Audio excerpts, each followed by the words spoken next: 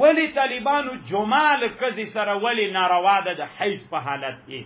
طالبانو علما وی کله چې یو سړی له خپلې ښځې سره جماع کوي داخل د رحم ته د ډېر نازک ده، نو دا د ذکر سر دا چې کله په هغه باندې ولګېږي د ښځې داخل د فارج باندې هغه داسې لږ معمولي غوندې زخمي کېږي. کله هم که فکر کړی د چا لاس یا بدن چې ډېر نازک وي داسې دیوال چې باندې ولګېږي وګرېږي، نو فرج هم داسې داخل نو هغه چې سو نو انت وینه وی وینه نجاست و میکروب ده.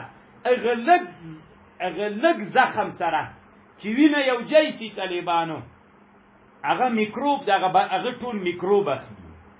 ان علما یې ډېر ښه حکمتونه ذکر کوي چې دا یو له ښه حکمتونو نه ده، ځکه علما شرعي دا ناروا ګرځولی. او طالبانو نادر هم لري، علما وی کوم باغ کې چې څه شی خوښوي په باغ کې چې حایزه ښځه ورسي طالبانو باغ کې هغه میوې راغورځي. شودیک کې چې لاس ښځه وي حایزه شودي ورانیږي طالبانو. داسې نادر هم څه شته پکې طالبانو کان یأمرنی رسول الله سلام به ما ته امر کو، بیا به مې ازار واغوستو فیباشرونی ما سره به مباشرت کو، زه حایزه وم یعنې له نامونه پورته ما سره مباشرت کو.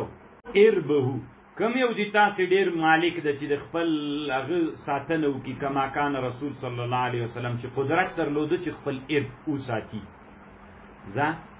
یعنی تاسې حول الحما مه څرېږئ. رسول الله سلام خپل عضو مخصوص ساتلی سو له دې نه چې جمعه ونسي ترنه. طالبانو دلته یوه ډېره ښه خبر کشمیري صاحب کړې، وایي امام سیوطي صاحب په حاشیه د نسائی کې زهر الربا نومیږي، هلته یوه خبر کړې چې نبی صلی الله علیه وسلم نه مکروه تحریمي د رسول الله نه صادره کېږي او په دې کې رسول الله ته ثواب ده. کشمیري صاحب وی دا خبره چې د کړې د امام سیوطي صاحب چې رسول الله سلام نه مکروه تحریمي صادره کېږي او دې کې نبی علیه السلام ته ثواب هم ده، نو دا خو یو نادره غوندې خبر ده. اصل کې علماو کې مکروه تحریمي کې ثواب نشته. طالبانو جواز او کراهیت تنزیهی سره یوځای کیږي، جواز او کراهیت تحریمی می یوځای کیږي، اما طالبانو دا چې ثواب پکې ده دا په تنزیهی کې وی، طالبانو تحریمی کې نه ده. باب ترک الحائز الصوم. اصل کې طالبانو امام بخاری رحمه الله دلته یوی خبرې ته اشاره کوي. امام بخاری طالبانو واضح خبرې نه حل کوي، هغه مسئله چې مشکله مسئله وي هغه حل کوي. اوس طالبانو حایزه ښځه لمونځ کوی سي، هغې دپاره ولې امام بخاري باب کې نه ښوده؟ ځکه طالبانو هغه جلي و واضحه خبر ده. ځکه اوس طالبانو لمونځ چې کوي د لمانځه دپاره شرط څوک ده؟ طهارت. نو ښځه طاهره ده نو څوک هم نسي کولی، اما د روزې دپاره خو څوک نه ده شرط. طهارت شرط ته طالبانو نه، نو چې شرط نسو د جنوب روزه صحیح کېږي که نه صحیح کېږي؟ صحیح کېږي. نو طهارت ورته شرط نه ده. چې شرط نه ده چا به دا پوښتنه کوله چې روزهدار دپاره د حیضې ښځې دپاره روزه نیول جایز ده که ناجایز ده؟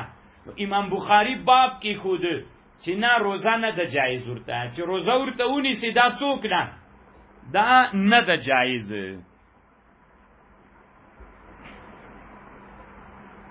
دلته به یوه بله خبره وکړم. طالبانو امر تعبدي اولاده که امر معقول المعنى اولاده؟ دو امر دي طالبانو، یو امر تعبدي ده، یو امر معقول المعنى ده. الله دو حکمونه موږ ته رالیږلي دي. یو حکم طالبانو امر تعبدي ده. اوس طالبانو انسان چې قضای حاجت ته لاړ چې دا اوس لاړلې که نه تشو میتیازو ته، تشې میتیازې دې وکړلې، بولې دې وکړلې، کم جي نه ووتلې؟ له ذکر نه. د غجې مینځل سنت، د مخ مینځل اوس چې د غجې مینځل سنت او د دیجې مینځل د لاس پټ ده. دا طالبانو که فکر وکړي معقول المعنا د طالبانو که نه ده جواب راکړئ کنه معقول المعنا ده عقلی منی نه طالبانو دې ته امر تعبدي وي بس د الله امر د کار به نه پکې لري کوی نو امر تعبدي اولاده که امر معقول المعنا اولاده الله یو داسې امر کړی ده چې عقل هم هغه مني چې باید دا کار وکړو یو امر الله داسې کړی طالبانو عقل یې نه مني خو څوک ده طالبانو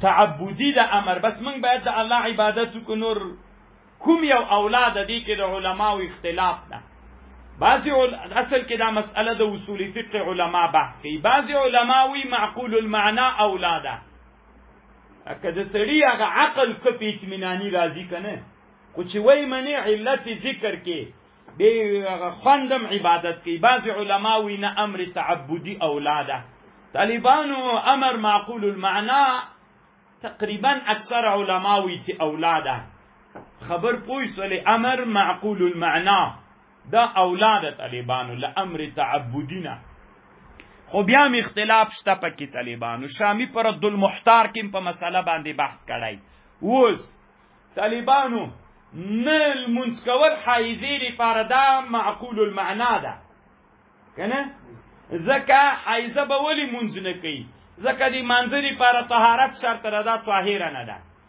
روزه طالبانو د روزي لپاره روزه حایزه ته نیول څنګه ده دم ناروا ده ولی ناروا ده د روزي لپاره خو طهارت شرط نه ده بس دا الله امر ده چې څه کوي دې پسې مګر دیګه دا به امر تعبدي ده دا امر تعبدي ده نو منسکول طالبانو معقول المعنا ده امام بخاری دا عادت ته طالبانو معقول المعنا باندې ډیر بحث نه کوي ځکه طالبانو خو تیار منل سوی د پچا باندې بحث وکړي په امر تعبدي باندې چې دا مشکل ده ځکه باب ورتکی خو د باب ترک الحائز الصومه او چاته باب کې نه خو ده